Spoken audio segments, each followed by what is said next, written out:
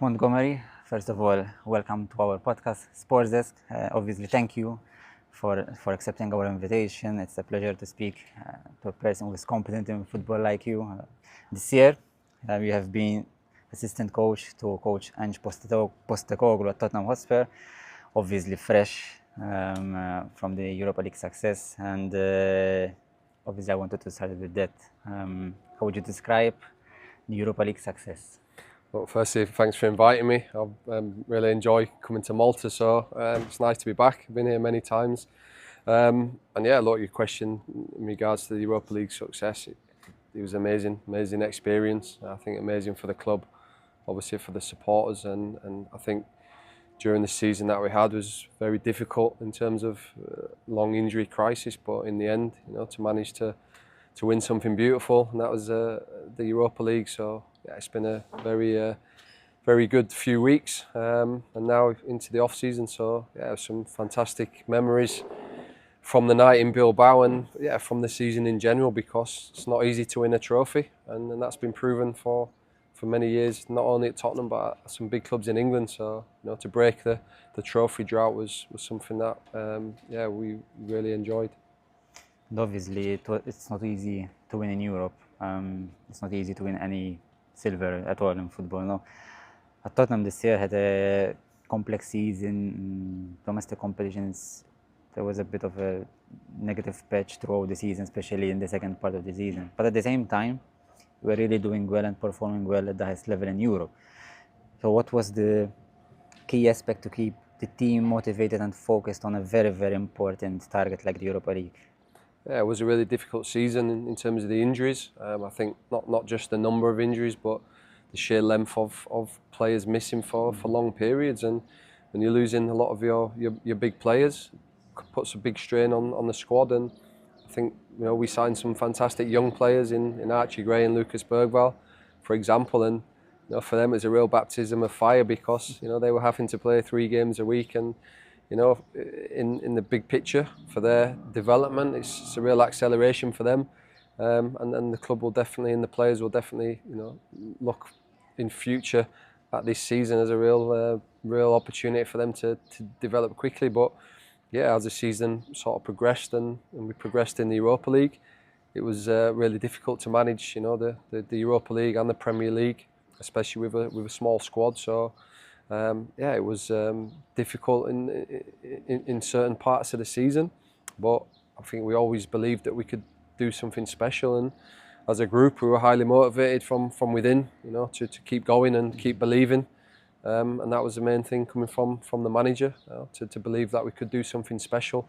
And in the end, you look back, and I think if you started the season and you asked anyone, would you want to finish with a trophy, Europa League trophy, qualification for the Champions League, and suffer in the league, which we did, and we know that was difficult for everybody, but in the end, it was a beautiful thing. And as you said, to win a trophy in any country is very difficult. In England, it's with the financial power from a lot of the clubs, and every team in the Premier League is competitive. But then obviously in Europe, you're talking about a lot of big teams in Europe that are all desperate to try and win the trophy for the same reasons, to get Champions League qualification. And in the end, we kept believing we could do it, and we went through some real adversity, and for that reason, I think it is even more special. So obviously this was your first year at Tottenham Hotspur with Coach Ange. Maybe you can give us a little bit of insight about your role, and how did your connection with Coach Ange started as well? So initially my connection with Ange is I finished playing at Sheffield United after 15 years. I moved out to Australia to play in the A-League with the Central Coast Mariners, and at the time Ange was coaching at Brisbane Roar. Brought a lot of success to Brisbane Roar after many years of them not winning anything. My first season I went out as a player, helped Central Coast Mariners to win the championship, which was their first time in the history. And then played against these teams, which were very, very good teams. And from there I finished playing moved into coaching and won the A-League with a really young team. Built a fantastic team at the Central Coast Mariners, and by that time Ange had moved on to Japan and then to Celtic, where he again won trophies. So yeah, I always admired him, you know, and for what he'd done in coaching, and I think for Australian football as well, and for myself, sort of yeah, I followed him and went to Scotland, where where he'd been at Celtic, and took over Hibernian, who were bottom of the league, and from there, yeah, I had one season, just missed out on the top six, made a semi-final, but you know, the club wanted to go in a different direction, and for myself, you know, I moved in a different direction and had a couple of offers to go back into management, but yeah, I just believe timing in life is everything, and Ange, his assistant Chris Davies, had just been recruited by Birmingham City, and I'd sort of been in touch with Ange via sort of text messages over the years, sort of congratulating him on his success, and he was congratulating me. He was probably one of the first people to send me a message after I won the championship in Australia. So again, that was that was nice, because he really valued what I'd done in Australia, you know, as he had done with a lot of young players, and put them into national teams and sent them overseas. So yeah, for Australian football, sort of been recognised for similar things. And yeah, we just we had a conversation. He was on holiday, I was on holiday, and he said, look, there may be an opportunity coming up. One of my assistants is possibly moving on, and look, you know, I would love you to come and help me at Tottenham. And sort of, yeah, the next 24 hours that happened, and yeah, I accepted straight away. I just thought it was a great opportunity to not only work with a great man, to work with a fantastic manager, and also to go to a club like Tottenham, which is a huge club. It's a massive club, unbelievable supporter base, unbelievable stadium, probably the best in the world, and yeah, an opportunity to go and try and help the club win some silverware, which is well documented. You know, not only Tottenham but many clubs in England, it's very hard to win a trophy because of the powerhouse of the clubs like Man City and Chelsea, and all these teams that have been sort of investing heavily for years. So yeah, I saw it as a real opportunity to go and coach in the Premier League, you know, coach world-class players that some have won the World Cup, like Christian Romero, and just work with fantastic players and at a great club.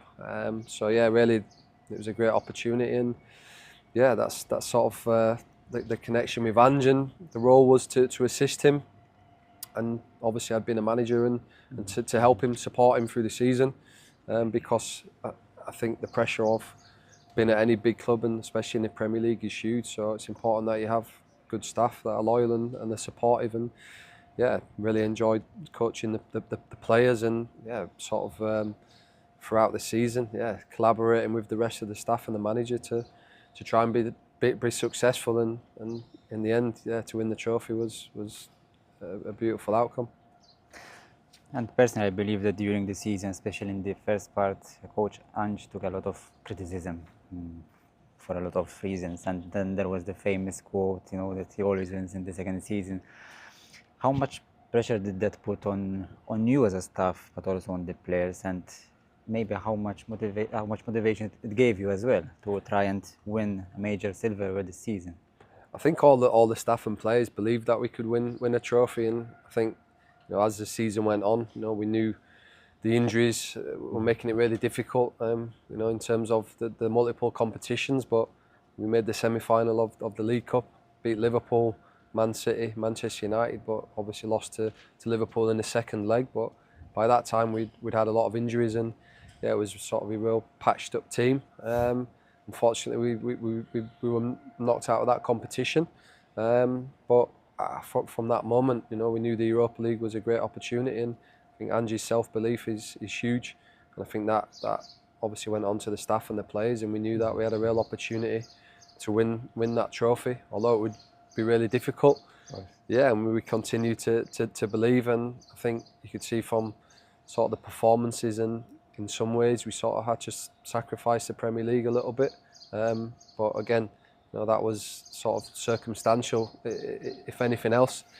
And in the end, we tried to win every game, but the Premier League is very hard, and when you have a lot of your main players missing, yeah, it's very difficult. But fortunately, we managed to get not everybody, most players back fit towards the end of the season, and even a week before the final, we lost probably three of our best, most creative midfielders in James Maddison, who is a special player, Kulusevski, again special player, and Lucas Bergvall, one of the best young players in the world. So even going into the final, we sort of facing adversity.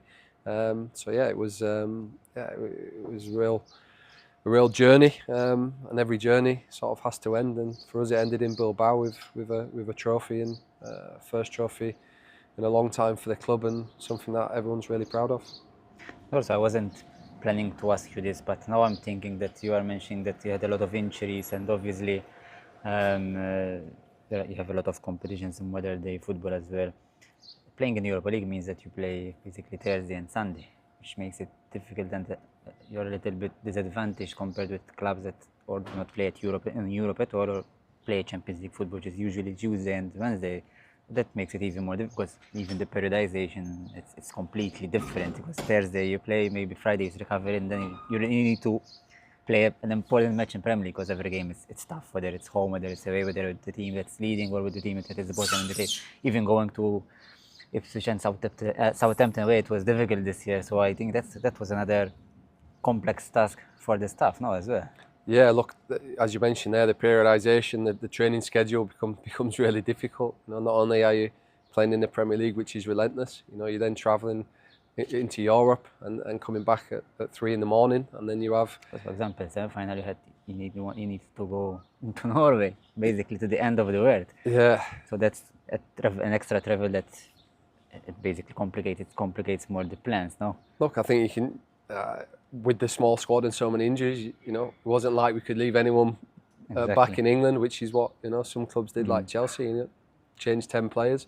Ideally, you need a big squad to compete in England on multiple fronts. You need a big squad, and like I said, when we had the sort of crisis, we had a small squad. So yeah, it was a big ask on the players, but the players were fantastic, and it was difficult in terms of the recovery, the times, the periodisation, the days between games, because it become quite difficult throughout the season to train, because we only had a small group of players who were playing 3 games a week, and you factor in the travel, it becomes difficult, and that's when, as a club, you have to do everything you can with the sports science, with the medical, to try and prepare the players. So yeah, they're things that you sort of look at the start of the season when you have a lot of games coming up, especially when you go deep into the League Cup competition. You're adding more games on, so yeah, the more games and with a small squad is difficult. And again, I think it was the way we navigated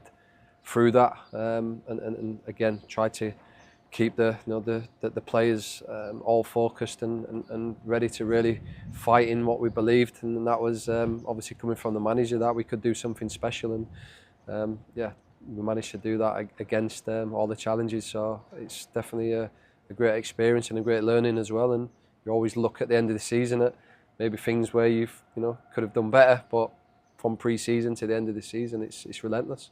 I mean, a trophy always helps to solve, if not all the problems, maybe almost all the problems. So at the end of the day, you won the Europa League, so it's a major silverware. In your first year working at Tottenham, maybe were there any key aspects that you learned as a coach, as a person, and also how big of a learning curve was this in stepping into one of the biggest clubs in the world, as you mentioned? I think you learn in every situation you're in. Like I've been a coach, I've been a manager, I've been obviously successful, won trophies. Okay. But coming to Tottenham, you join in a huge club, So in terms of the resources, the resources are big, but with that comes a lot of pressure. And again, for the coaches who all collaborate together, it's a real opportunity to learn from everybody. Everyone has different skill sets and strengths. And I think that's a real power of a top manager, who's bringing people together and obviously utilising everybody's strengths. So it was a sort of collaborative approach in every aspect of the training and match preparation. So again, it was great learning on many fronts. I believe that one of Tottenham's biggest advantages is their new stadium. No, it's very big. It can easily be compared to some of the best stadiums across Europe, and obviously the way it is built and structured, it helps to engage more the fans with the place.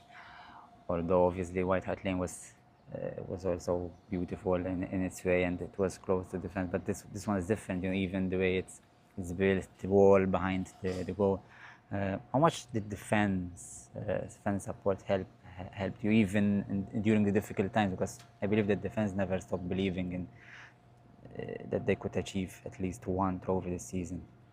And the fans were amazing. I think seeing the fans at the end of the season celebrating, for the players, for the staff, it was when you can give something back, and many fans will say it's probably the best day of their lives. And when you're on top of the bus and you're looking out and seeing people hanging off lampposts and on top of shops and roofs, it's some stuff like you normally see on in foreign countries on YouTube. And when you see that everybody celebrating, you sort of really understand how big the club is and what it meant to the fans. So yeah, I think the stadium is amazing.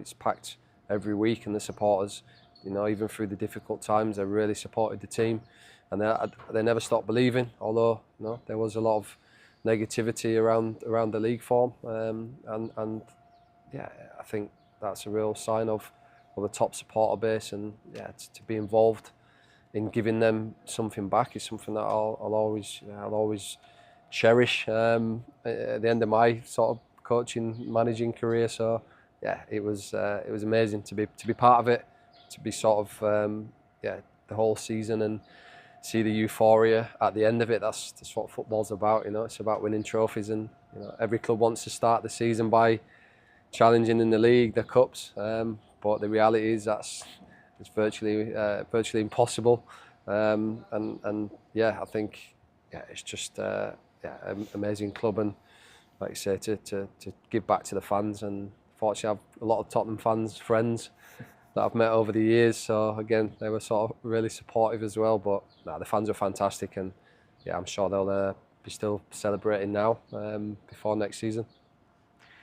Coach Ange is Australian and comes from Australian football, but he has worked in Japanese football and Scottish football, and then eventually he embarked in English football. You also came kind of to a similar journey in Australia and Scottish football. How much does the stories of both of you and this success maybe helps to open doors to change, perceptions globally of bringing in these type of managers with these kind of CVs into an important league like English football, because we are always used to having, the top coaches with top CVs coming into England. But I mean, from Tottenham's point of view, this was a very bold decision. First with Coach Ange, and then the appointment of his staff. How much maybe does it help, to change perceptions? Look, I think I'm fortunate. I played in England for a long time. I played in the Premier League. I worked under some big name coaches like Brian Robson, Neil Warnock. So for me going over to Australia, again, it's the other side of the world, and for some reason probably doesn't have the respect it deserves. But there's been some fantastic players. Over the years. I remember I was a Leeds fan as a kid, and Harry Kewell and Mark Viduka. So you're talking some of the best Premier League players. But I suppose over the years there's not as many sort of young players have come across and been successful. So I think for Ange being an Australian coach with a Greek heritage, he's really proud of where he comes from, and again probably a trailblazer in terms of a coach that has had success in many countries, and that's not easy. As a foreign coach, to have success in a foreign country is not easy, and obviously I managed to do that in Australia, which is fantastic. And I'm an Australian citizen now. My family grew up there, so I think we're both really proud, to represent England, Australia, Greek, and Australia. And again, I think when you look at an Australian coach, not only having success in multiple countries, but when you talk about now the Premier League and the Europa League, there's probably not many non-Europeans that have won a trophy in Europe. So again, creating history, and again, doing something that can only inspire coaches. And I get a lot of coaches from Australia that contact me, and Ange's the same, and we always give advice. And again, it's about them continuing to develop young players in Australia, move them on overseas, and help the national team. But again, as coaches that move to different countries, it's only it's only positive in terms of inspiring coaches who want to do the same thing. But the A League is a good league. It's some good coaches, good players, and obviously it's a league where many players move to big leagues like the J League and the K League, and used to be China, but again now a lot of players moved to Europe, and I was part of a club where I sold a lot of players to clubs in England, in Germany, in France. So it's great to know that you can have a real impact on players' lives and obviously Australian football. And to conclude, you mentioned your time at Sheffield United. Obviously, you played with Sheffield United during the period of time where it was sponsored by multi-sponsorship as well. This is not your first time here in Malta, and I'm sure you love it here. Maybe you can give us a bit of your memories, describe a bit your memories from your pre-seasons here in Malta, your time here in Malta, and also maybe, I don't know, feedback about the Maltese Islands and what do you think about them? Look, I love Malta. I've probably been here over 10 times, and initially came with Sheffield United. We were sponsored by Visit Malta, and yeah, just amazing memories of having pre-season here, playing against some of the Maltese Premier League teams. And it's funny, I was having dinner yesterday in Salima. I remember we stayed at a hotel called Fortuna Spa. I think it's maybe changed now, but I was having dinner last night and remembered myself and Carl Walker, who was at Sheffield United at the time, unbelievable career. And I texted him a picture saying that we jumped off the wall here, just across the road in Salima. I'm glad none of the That's one of the many things that you did most probably here. Yeah, so getting great memories of being here with the team. If we go into more depth, we might not finish this episode, no? Exactly, and going to the Blue Lagoon. I remember going to the Blue Lagoon with the team, and yeah, just it's a beautiful island. The weather's beautiful and the people are really friendly, and yeah, I sort of always had that connection. And I also know Anton Tagliaferro, who's president of Bolzan. He's somebody that sponsored some of the young players in Australia, and again, really generous man, and again a big advocate of Malta and Maltese football. So I'm sure everybody knows Anton, and again, yeah, just met some fantastic people. Was it from tough Malta. to train here in Malta in summer during the pre-season? Yeah, it was tough when you come from England, obviously the heat, but everybody loves to come and get some nice weather, and no doubt, everybody from England's now in. You compensated a bit with the beaches, most probably. Yeah, exactly. And we always had free time, which was again our biggest memory is just always diving in the crystal clear Mediterranean Sea here and enjoying the food. So I always have a big love for Malta, and I always enjoy coming back. Brought my dad, who's 75, so nice to spend a few days with him, and yeah, really enjoy my time here. Nick, thank you very much. Thank you.